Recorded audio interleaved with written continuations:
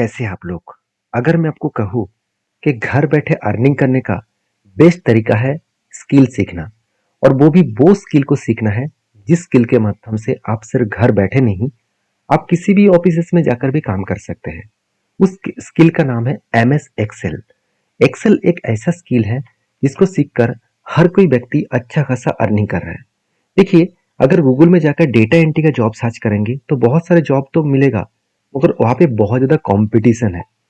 अगर आप गूगल में जाकर एक्सेल जॉब ढूंढेंगे, फ्रीलांसिंग जॉब एक्सेल के ऊपर ढूंढेंगे, वहाँ पे भी बहुत सारे जॉब मिलेगा, बहुत सारे काम मिलेगा, मगर वहाँ पे कंपटीशन बहुत कम है कंपेयर टू डेटा एंट्री। तो देखा जाए तो एक स्किल जिस स्किल को हर लोग सीखना नहीं चाहते हैं, क्योंकि थोड़ा सा अलग कैटेगरी के है, तो एक स्किल सीखकर आप अच्छा खासा अर्निंग कर सकते हैं। और एक्सेल की सबसे खासियत यही है कि सिर्फ ऑनलाइन नहीं, आप ऑफलाइन मतलब किसी भी कंपनी में जाकर, किसी भी कॉर्पोरेट जगह पे जाकर आप डेटा एनालिसिस के काम कर सकते हैं, क्योंकि आज डेटा एनालिसिस के बहुत ज़्यादा डिमांड है। और डेटा एनालिसिस काम के लिए हमें से याद रखिएगा, एक्सेल सबसे इंपॉर्टेंट टूल्स है। तो एक्सेल के ऊपर आज मैं आपको जिस वीडियो को शेयर करूंगा, जिस तरीके से वीडियो कस्टमर आपको प्रोवाइड करेंगे एज ए फ्रीलांसिंग के लिए, और किस तरीके से काम आपको प्रोवाइड करेंगे और करना क्या होता है, कस्टमर को किस तरीके से सॉल्व करके उसको डिलीवरी करना होता है, मैं पूरा डिटेल्स करके आपको दिखाऊंगा। जैसे देखिए यहाँ पे कुछ मैं एक साइड में आया हूँ fiverr.com। इस साइड में आप देखेंगे तो बहुत सारे लोग अच्छा खासा अर्निंग कर रहे हैं डेटा क्लीनिंग करके।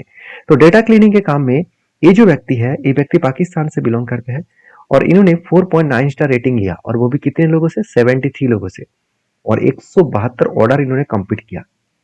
इसका जो बेसिक पैकेज है, मतलब ये एक काम के लिए 3 घंटा टाइम लेते हैं, 3 घंटे के अंदर अंदर आपको काम को डिलीवरी कर देंगे। और देखिए 1340 रुपीज चार्जेस लेते हैं। इसका स्टैंडर्ड पैकेज है 5300 और प्रीमियम पैकेज है 10700। तो इनको किस तरीके से काम मिला, सबसे पहले वो आपको दिखा देता हूँ। आप देख सकते हैं कुछ इस तरीके से डेटा क्लीनिंग का काम मिला। देखिए इस तरीके से कुछ डेटा क्लीनिंग का काम मिला, जिस काम करके इन्होंने, आप देख सकते हैं, $50 to $100 कमाया है। कुछ इस तरीके से डेटा हाइलाइट्स करना, डेटा हाइलाइट्स करना मतलब है कि जो डेटा मिलता है उस डेटा को हाईलाइट करके देना है। मैं अभी आज आज आपको करके दिखाऊंगा कि किस तरीके से डेटा को हाईलाइट किया जाता है। तो आपको सबसे पहले मैंने इस साइट को इसीलिए दिखाया क्योंकि देखिए बहुत सारे लोग मुझे कमेंट्स करते हैं, क्या सचमुच इस तरीके से काम मिलता है, क्या सचमुच इस तरीके से काम ऑनलाइन में अवेलेबल है? हाँ बिल्कुल है। इसके लिए आपको डिटेल्स में सीखना है, सारी चीज़ों को जानना है। जैसे इस व्यक्ति ने देखिए कितना पैसा कमाया, 4300 रुपीज कमाया, यूनाइटेड स्टेट से काम मिला। और उसी तरीके से देखिए बहुत सारे डिटेल्स यहाँ पे अवेलेबल है। 4300 से लेकर 8600 रुपीज कमाया 2 दिन में। तो मैं सारे डिटेल्स आपको इसीलिए शेयर कर रहा हूँ क्योंकि पहले आपको वो साइट के बारे में पता चले जिस साइट में जाकर आप अकाउंट क्रिएट करके अच्छा खासा अर्निंग कर सकते हैं। तो चलो सबसे पहले मैं एक्सेल के ऊपर लेके जाता हूँ, जो कस्टमर का रिक्वायरमेंट है, जो डिमांड है, उसको किस तरीके से फुलफिल किया जाता है। जैसे देखिए एक ऑर्डर आईडी है, और कस्टमर मतलब मान के चलिए जोमेटो जैसे एक प्लेटफॉर्म है। उस प्लेटफॉर्म में जब कोई प्रोडक्ट कोई भी व्यक्ति ऑर्डर करते हैं, तो उस ऑर्डर को डिलीवरी हुआ कि नहीं हुआ, अगर डिलीवरी हो चुके हैं, जैसे देखिए अगर कैंसिलेशन हुआ है तो रिफंड पैसा उसको देना पड़ेगा। तो वो कौन सा व्यक्ति है जिसको रिफंड किया गया है, उसको आपको यहाँ पे हाईलाइट करके दिखाना है। डिलीवरी अगर हो चुके हैं तो पेड हो चुके हैं, और पेंडिंग है मतलब अनपेड है। इस तीनों चीजों को आपको यहाँ पे लिख के दिखाना है। जैसे कैंसिल है तो इसके पास में आपको लिखना है रिफंड, और डिलीवरी है उसके पास में लिखना है पेड, और पेंडिंग है उसके साइड में लिखना है अनपेड। ऐसे यहाँ पे जैसे डिलीवरी है यहाँ पे लिखना है पेड। तो इस तरीके से एक एक करके लिखते जाएंगे तो बहुत टाइम चला जाएगा। तो इस तरीके से डेटा आपको कस्टमर देने वाला है, और कस्टमर आपको बताएगा कि इस डेटा को आपको फिल्टरिंग करके दिखाना है।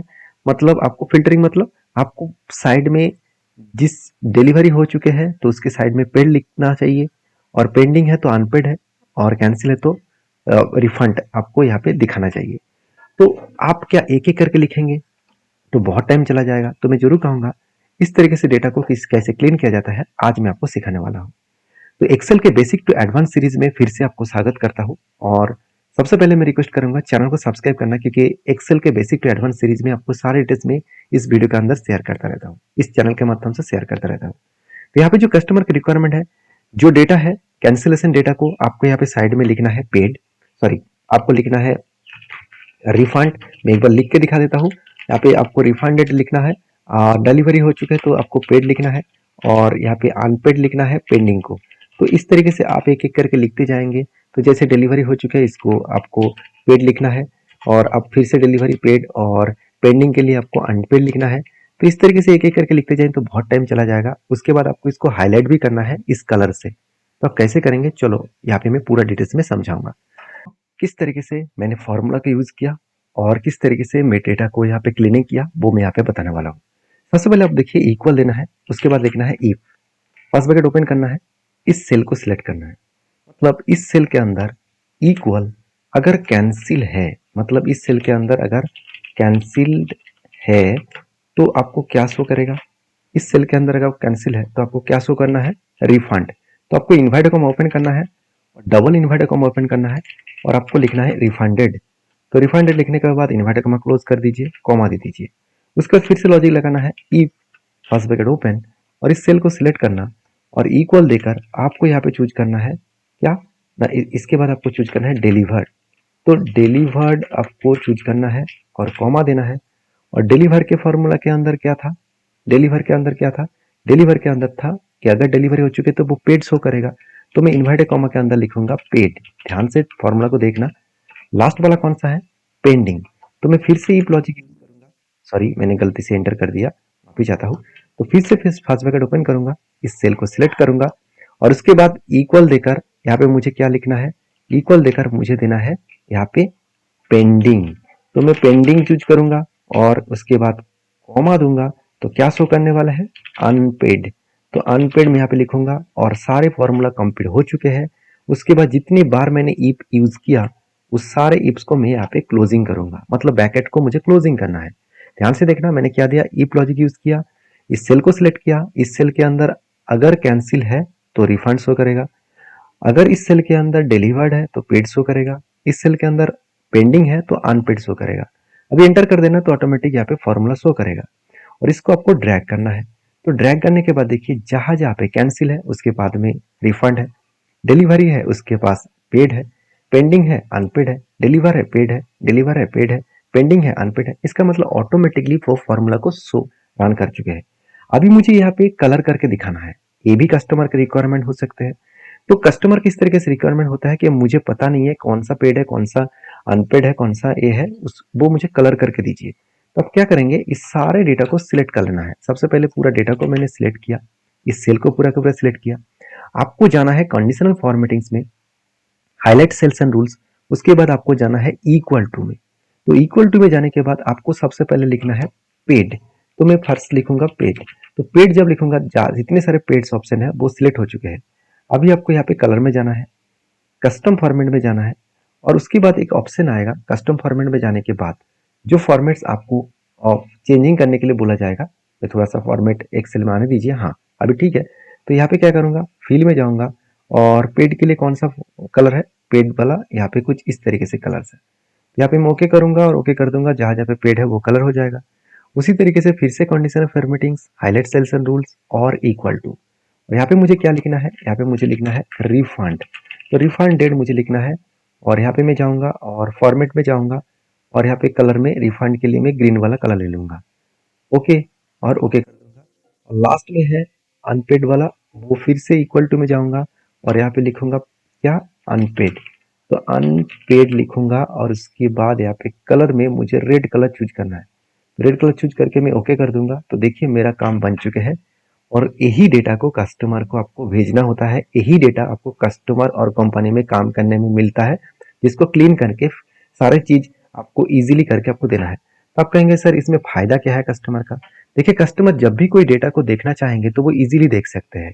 जैसे यहाँ पे पूरा डेटा का सिलेक्ट करेंगे, और यहाँ पे फिल्टर लगा देंगे, और फिल्टर लगाने के बाद यहाँ पे क्या होगा, इस डेटा को सिलेक्ट करेंगे। देखिए चलो मैं फिल्टर को छोड़ देता हूँ, मैं क्या करूंगा, यहाँ पे फिल्टर नहीं, मैं इस पूरा डेटा को सिलेक्ट कर लेता हूँ, कंट्रोल से पूरा डेटा को सिलेक्ट कर लिया।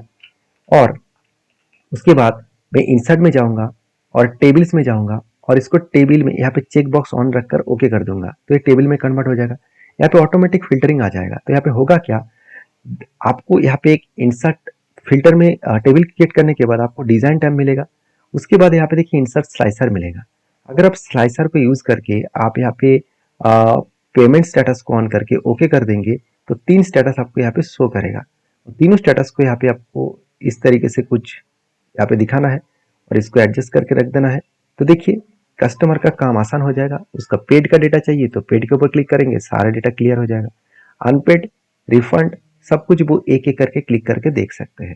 और यहाँ से भी अगर ना देख पाए तो फिल्टर में चले जाएंगे और उसके बाद फिल्टर बाय कलर में जाएंगे। तो जो कलर चाहिए, मतलब मुझे पेड वाला चाहिए तो मैं पेड के कलर चूज करूंगा तो पेड का डेटा शो करेगा। तो इसमें क्या होगा, कस्टमर इजीली सारे डेटा को खुद एनालिसिस कर सकते हैं और यही काम के लिए आपको अच्छा खासा पैसा मिलता है, अच्छा खासा अर्निंग मिलता है। और कंपनी भी जब आपको काम पे लेंगे, इस तरीके से डेटा अगर आप करके दिखा दिया तो आपको इजीली काम मिल जाएगा। वो सारे डिटेल्स को मैंने आपके साथ शेयर किया। जस्ट मतलब इस तरीके से बेसिक टू एडवांस लेवल अगर आप जानना चाहते हैं, सीखना चाहते हैं तो मुझे कमेंट्स में बेसिक टू एडवांस लिखिए, क्योंकि मुझे जितना कमेंट्स आएगा मैं जल्द से जल्द उसके ऊपर वीडियो आपके साथ शेयर कर पाऊंगा। और वीडियो अच्छा लगे तो प्लीज़ लाइक करना और अपने ख्याल रखना। मिलते हैं नेक्स्ट वीडियो में, तब तक के लिए धन्यवाद।